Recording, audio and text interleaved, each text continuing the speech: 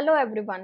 तो पिछली वीडियो में हमने डिस्कस किया था पॉलीमॉर्फिज्म, उसके types, compile time, run time. Compile time और रन टाइम में हमने डिफरेंस भी देखा था। फिर कंपाइल टाइम पॉलीमॉर्फिज्म से हम समझते क्या है वो भी हमने समझा था। कंपाइल टाइम पॉलीमॉर्फिज्म के अंडर दो चीजें आती हैं, function overloading and one more is operator overloading, जिसको हम अगली वीडियो में कवर करेंगे। आज की वीडियो का हमारा टॉपिक है फंक्शन ओवरलोडिंग, को हम डिस्कस करते हैं। तो लेट्स बिगिन आवर वीडियो।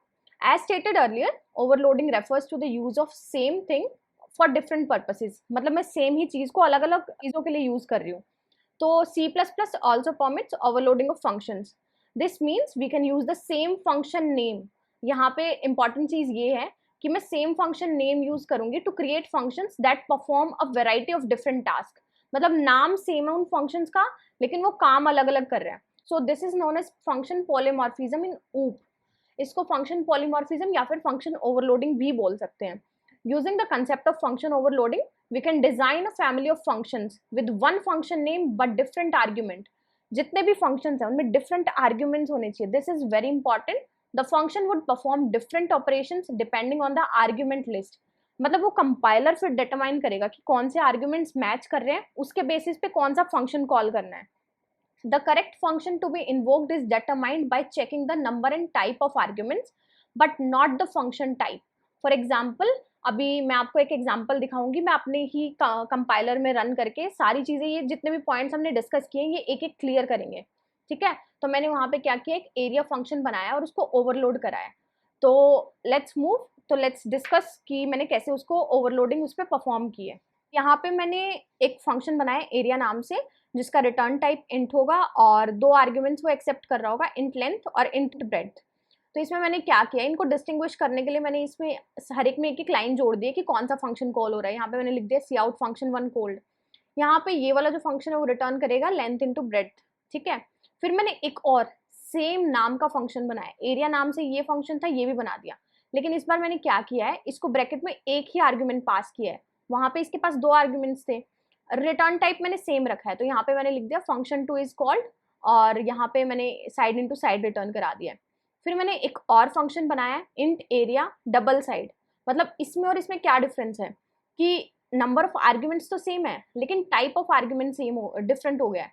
जैसे यहाँ पे इंटीजर टाइप का डेटा इसको पास हो रहा था, लेकिन यहाँ पे कौन सा डेटा पास हो रहा है, डबल। तो यहाँ पे मेरा क्या हो जाएगा, फंक्शन थ्री कोल्ड, और यहाँ पे साइड इंटू साइड रिटर्न हो जाएगा, ठीक है। तो ये क्या किया है, मैंने एक सेम नाम का फंक्शन बनाया है, उसमें अलग अलग आर्ग्यूमेंट्स पास किए, लेकिन अभी तक मैंने क्या किया, रिटर्न टाइप सेम रखा है, ठीक है। तो इसको अभी रन करते हैं। सबसे पहले मैं क्या करती हूँ, मैंने अपने कंपाइलर को बोला कि आपको दो इनपुट लेने हैं, आपको कौन से वाला, मतलब मैंने इसको दे दिया कि फिर दो इनपुट मैं आपको पास करूंगी, आपको एरिया वाला चीज कैलकुलेट करना है, ठीक है। तो इसको रन करके देखते हैं कि क्या आउटपुट आता है। मैंने एरिया को एल और बी दो चीजें पास की हैं, तो मैं इसको, चलो I will be giving it 4 and 5 as length and breadth. तो यहाँ पे कौन सा फंक्शन कॉल हुआ है, फंक्शन वन इज कॉल्ड, और इसने मुझे एरिया भी रिटर्न कर दिया है। तो फंक्शन वन कौन सा था, ये वाला फंक्शन। अगर यहाँ पे आप देखो तो यहाँ पे मेरे एरिया को दो आर्ग्यूमेंट्स पास हुए थे। तो मेरे कंपाइलर ने कंपाइल टाइम में क्या किया कि इसने आइडेंटिफाई कर लिया कि इस फंक्शन का क्लोजेस्ट मैच कौन सा है, ये वाला, क्योंकि इसको दो आर्ग्यूमेंट्स पास हो रहे हैं, ठीक है। तो इस फंक्शन का क्लोजेस्ट मैच ये था। तो this is how I have performed function overloading. अब इसको मैं थोड़ा सा चेंज करती हूँ। अब मैं यहाँ पे लेंथ और ब्रेड्थ की बजाय इसको सिंगल वाला चीज पास करती हूँ। तो मैं इसको सी इन एस करती हूँ, ठीक है। ये वाली चीज मैं कमेंट आउट कर देती हूँ। तो लेट्स सी, अब यहाँ पे मैंने क्या किया है, जो मेरा एस है वो डबल है, ठीक है। ये ध्यान रखना, डबल है, और मैं फंक्शन कॉल में भी एस को ही पास कर देती हूँ। यहाँ पे अब मैंने सिंगल आर्ग्यूमेंट वाला फंक्शन कॉल किया है। तो लेट्स सी, अब यहाँ पे मैं इसको 5 दे देती हूँ मेरी साइड। तो यहाँ पे कौन सा फंक्शन कॉल हुआ है, function three is called. Function three एक बार चेक करते हैं, फंक्शन थ्री कौन सा था, जिसको double side, double data type का जब आर्ग्यूमेंट पास हुआ था। अब इन दो में डिफरेंस क्या था, ये वाला इंट था और ये वाला डबल था। तो मेरे कंपाइलर ने डिस्टिंग्विश किया कि जो उसको चीज मिल रही है वो कौन सी है, वो डबल है, तो उसको कौन से वाला फंक्शन कॉल करना है, function three. So that is why मेरा फंक्शन थ्री कॉल हुआ था। तो ये हो गया। अब मैं इसका डेटा टाइप चेंज करके देखती हूँ कि मैं यहाँ पे इंट लिख देती हूँ, ओके।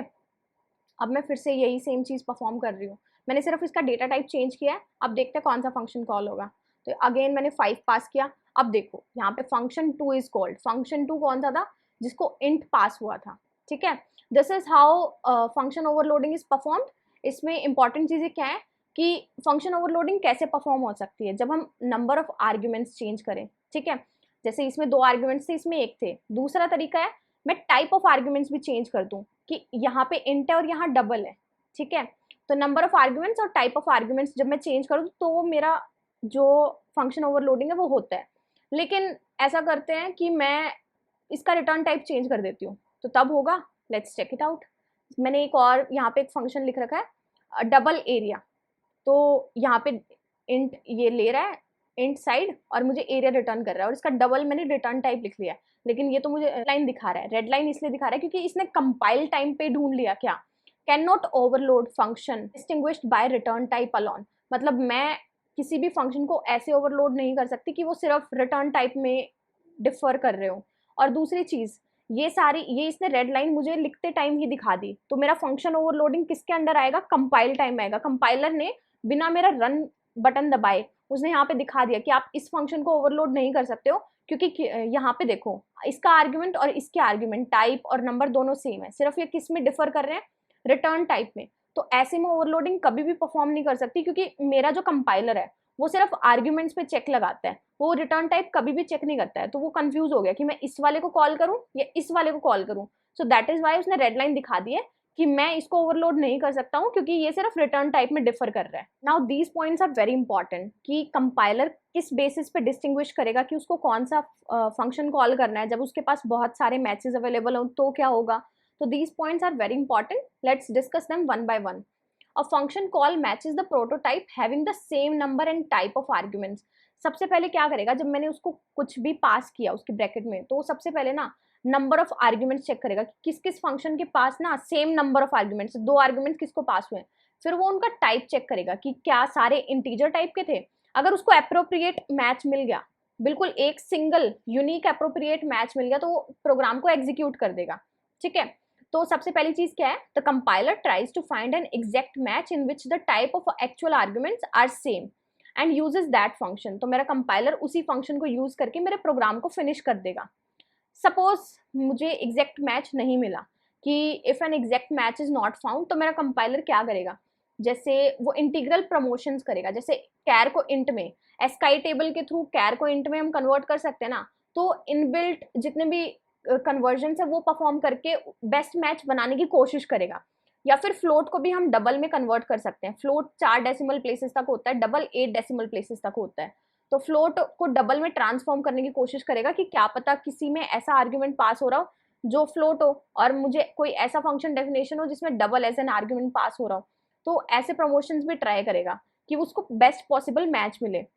तो जब ना तो उसको एग्जैक्ट मैच मिला, सपोज ना उसने मतलब सारे कन्वर्जन भी करके देख लिए, कैर को इंट में करके देख लिया, फ्लोट को डबल में करके देख लिया, जितने पॉसिबल हो सकते थे सब कर लिया। तो अगर वो नहीं हुआ तो वो कंपाइलर ट्राई करेगा कि वो इंट को लॉन्ग में करे या लॉन्ग को लॉन्ग में करे। तो ऐसे भी नहीं होगा। सपोज करो उसके पास मल्टीपल चॉइसेस आ गई, जैसे हमने पीछे एग्जांपल देखा था, यहाँ पे क्या था कि कंपाइलर के पास ना अब 2 चॉइसेस आ गई, या तो वो ये वाला फंक्शन कंसीडर करे या ये वाला फंक्शन कंसीडर करे। जब भी कंपाइलर को ऐसे कंफ्यूजन आ जाएगी ना, वो हमें हमारे प्रोग्राम को एरर दिखा देगा कि आई एम स्टक, मैं नहीं डिस्टिंग्विश कर सकता कौन सा फंक्शन यूज करना है। हमारे कंपाइलर को हमेशा एक डिस्टिंग्विश चॉइस मिलनी चाहिए कि आपको ये वाला फंक्शन चूज करना है। और कंपाइलर यहाँ कंफ्यूज क्यों हुआ, क्योंकि कंपाइलर जो है वो कभी भी रिटर्न टाइप पे चेक नहीं लगाता है। अब यहाँ पे कंपाइलर सिर्फ इतनी चीजें चेक करता है, number and type of arguments. यहाँ पे मैंने इसको एस पास किया, अब दोनों को इंटीजर इंटीजर मिल रहा है। जब मैंने यहाँ से एरिया फंक्शन कॉल किया तो कंपाइलर देखो कंफ्यूज हो गया कि मैं ये वाला फंक्शन कॉल करूँ या ये वाला फंक्शन कॉल करूँ। सो दैट इज वाई इसको मैं ओवरलोड नहीं कर पाई, तो इसने मेरे प्रोग्राम ने एरर दिया। तो जब मेरे कंपाइलर के पास मल्टीपल चॉइसेस हो जाती है ना, एक से ज्यादा, तो मेरा compiler will throw error. If the conversion is possible to have multiple matches, then the compiler will generate an error message. जैसे फॉर एग्जाम्पल मेरे पास 2 फंक्शंस हैं, एक का रिटर्न टाइप लॉन्ग है, और मतलब फंक्शन का नाम मैंने स्क्वायर रखा है और वो उसको पास हो रही है लॉन्ग एन, और एक का रिटर्न टाइप डबल है और स्क्वायर नाम है, और अगले का रिटर्न टाइप है डबल एक्स। और मैंने सपोज करो फंक्शन कॉल किया स्क्वायर 10। अब यहाँ पे एरर क्यों आएगी, क्योंकि जो 10 है वो मेरा इंटीजर है, ठीक है। इंट मेरा जो है वो डबल में भी कन्वर्ट हो सकता है और लॉन्ग में भी कन्वर्ट हो सकता है। तो कंपाइलर के पास 2 चॉइसेस आ गई, तो 2 चॉइसेस मतलब कंपाइलर कंफ्यूज हो गया कि मैं ये वाला फंक्शन कॉल करूं या ये वाला फंक्शन कॉल करूं। तो ये वाला जो मेरा प्रोग्राम है, it will show me N error message because int argument can be converted to either long or double, thereby creating an ambiguous situation as to which version of square would be used. ठीक है, तो I guess all these 3 points are clear and this is very important. Overloaded functions may or may not have different return types, but they must have different arguments. Arguments उनके different होने चाहिए और मेरा compiler कभी भी return type पे check नहीं लगाता है. अगर सिर्फ return type different है, number of arguments और type of arguments same है, तो मेरा कंपाइलर एरर दिखा देगा क्योंकि उसके पास मल्टीपल चॉइसेस होंगी, कौन सी को प्रेफर करे वो चूज नहीं कर पाएगा. जितने भी ये तरीके थे इनसे, तो माई कंपाइलर विल शो एरर कि मुझसे नहीं होगा, आप अपने कोड को थोड़ा ठीक करो, मैं तभी इनमें डिस्टिंग्विश कर पाऊंगा कि कौन सा सबसे अप्रोप्रिएट मुझे यूज करना है.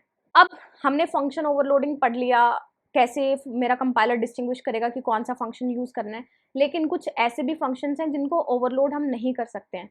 तो एक तो मैं इतनी देर से बता रही हूँ कि आप फंक्शन डिक्लेरेशंस जो सिर्फ रिटर्न टाइप में डिफर कर रही है. जैसे पीछे अभी हमने देखा एरिया वाला जो फंक्शन था जिसमें एक का रिटर्न टाइप इंट था, एक का रिटर्न टाइप वो था डबल, लेकिन उसमें आर्ग्यूमेंट्स वगैरह सब सेम थे. तो वो फंक्शंस जो सिर्फ रिटर्न टाइप में डिफर कर रहे हैं उनको हम ओवरलोड नहीं कर सकते क्योंकि मेरा कंपाइलर कभी भी रिटर्न टाइप पे चेक नहीं लगाता है. Second type is member function declarations with the same name same parameter, लेकिन उनमें से कोई एक स्टैटिक मेंबर फंक्शन है. अब स्टैटिक मेंबर फंक्शंस हम पढ़ चुके हैं. स्टैटिक मेंबर फंक्शंस की डिक्लेरेशन और डेफिनेशन सिर्फ एक ही बार उनको मेमोरी एलोकेट होती है. तो उनमें से अगर एक स्टैटिक हुआ तो उनको भी मैं ओवरलोड नहीं कर सकती हूँ. Then two parameter declarations that differ only in default arguments. Default argument से क्या मतलब है, जैसे कई बार मैं अपने प्रोग्राम में डिफॉल्ट आर्ग्यूमेंट्स पास कर देती हूँ. इसको भी मैं एक एग्जाम्पल से समझाती हूँ.